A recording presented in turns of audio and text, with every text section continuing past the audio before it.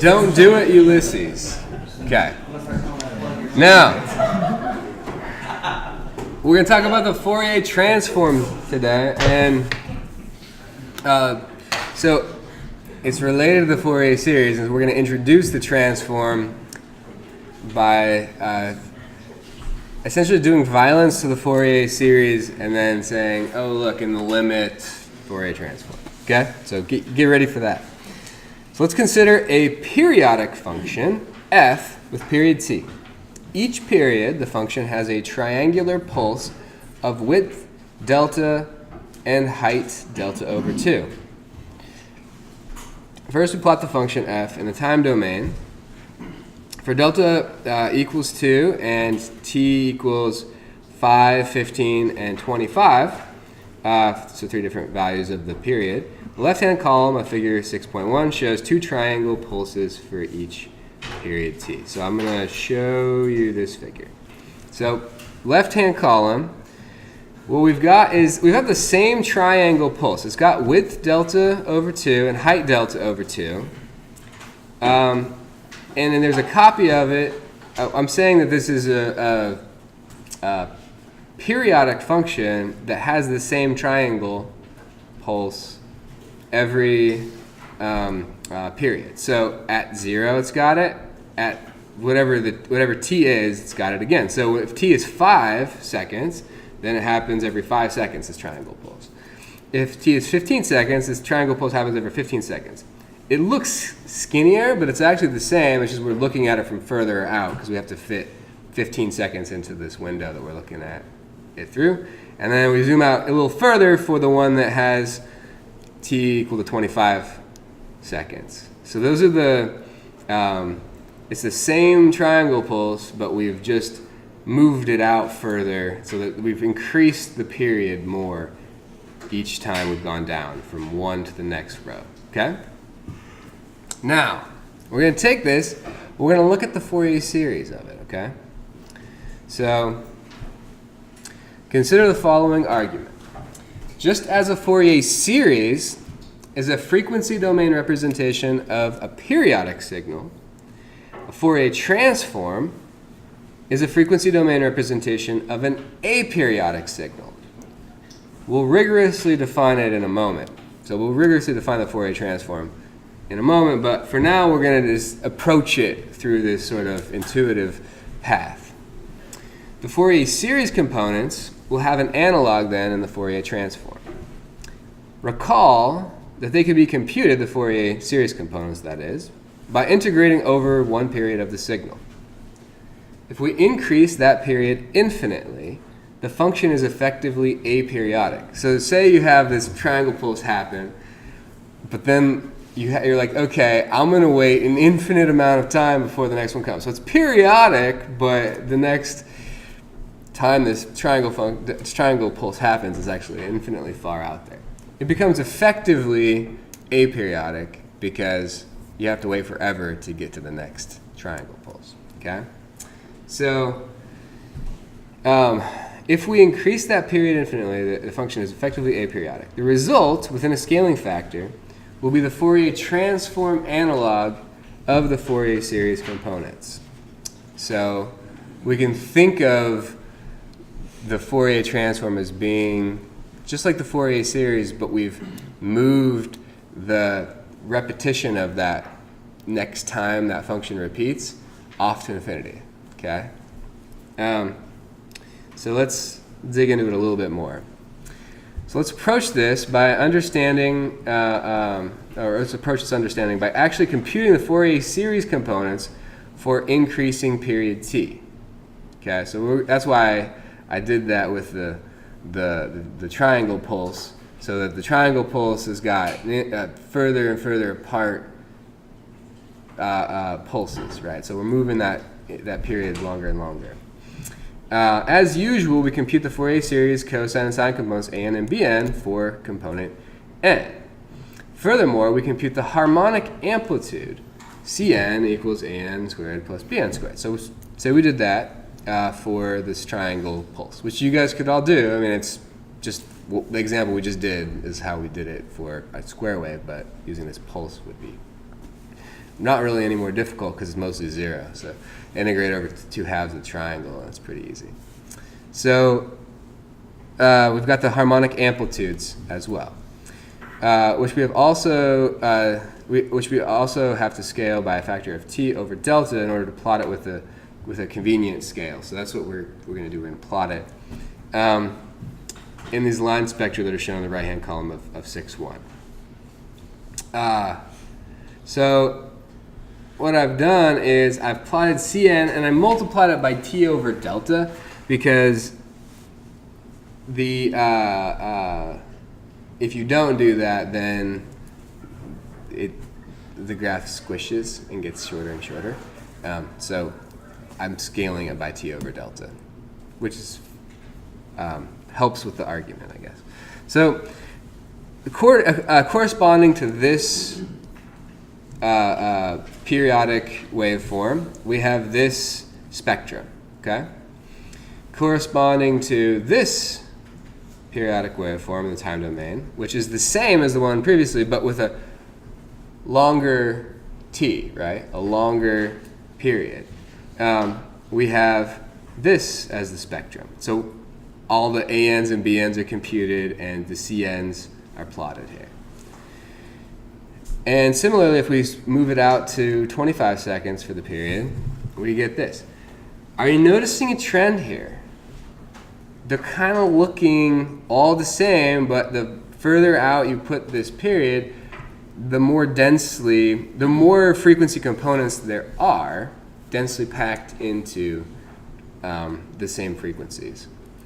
But they all follow the same envelope, okay? And that's kind of the key, is that this envelope that it's following, that they all sort of, you could think of as approximating with all of these discrete values, is the Fourier transform. Okay, so if you have t go out infinitely far, so that those triangle pulses occur periodically with a period of infinity, then this becomes infinitely dense and it's continuous instead of discrete. So at every frequency, there is an amplitude. So instead of there being just integer multiples of the fundamental frequency, that there's a defined amplitude, every single frequency has an amplitude associated with it, continuously. Okay. This is our envelope function. So I just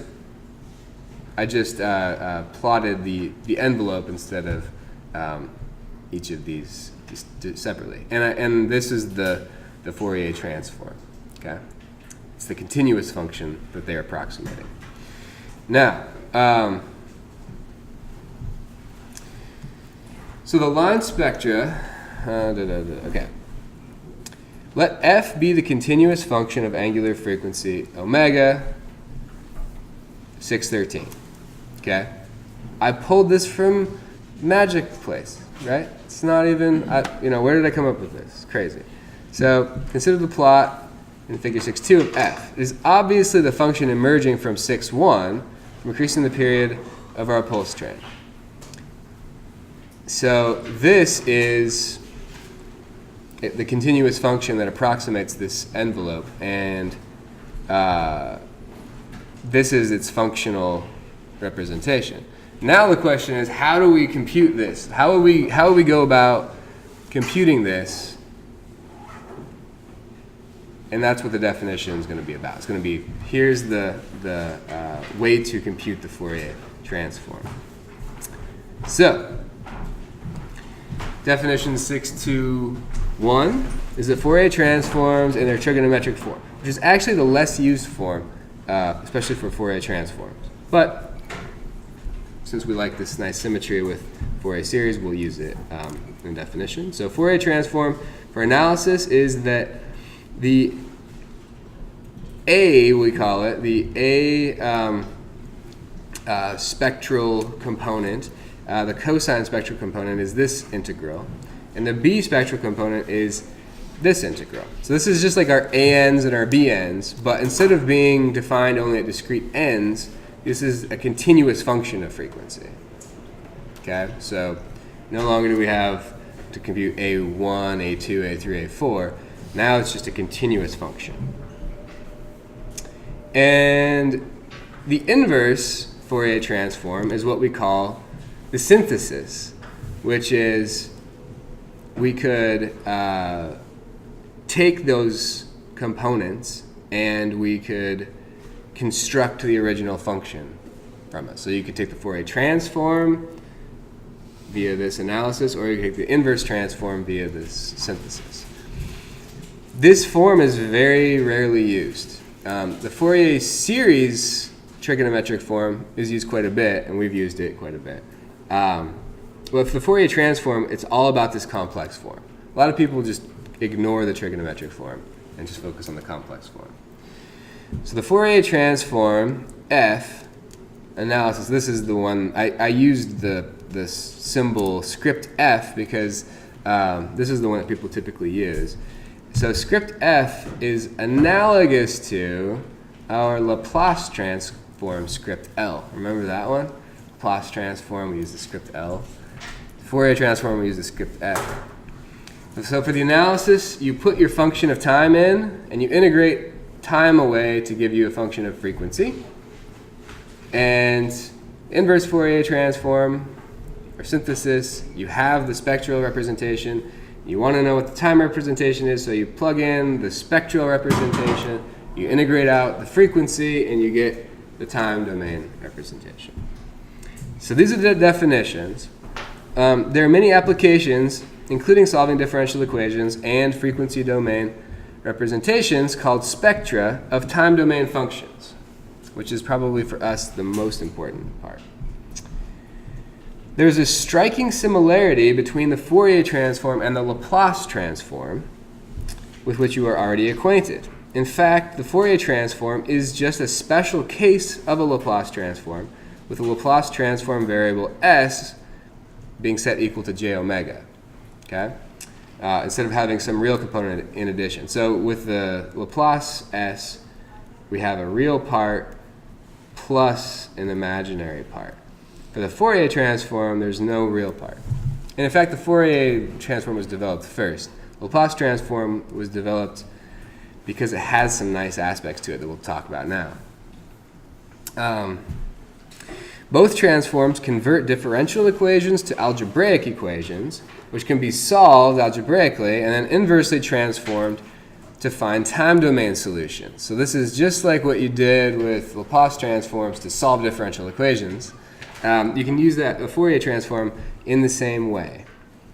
The Laplace transform is especially important to use when an input function to a differential equation is not absolutely integrable, and the Fourier transform is undefined for a non-integrable, absolutely integrable function. So for example, for a step input or a ramp input,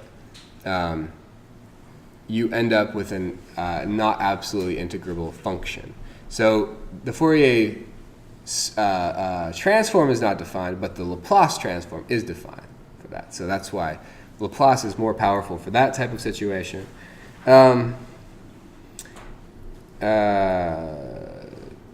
However, the Laplace transform is also preferred for initial value problems.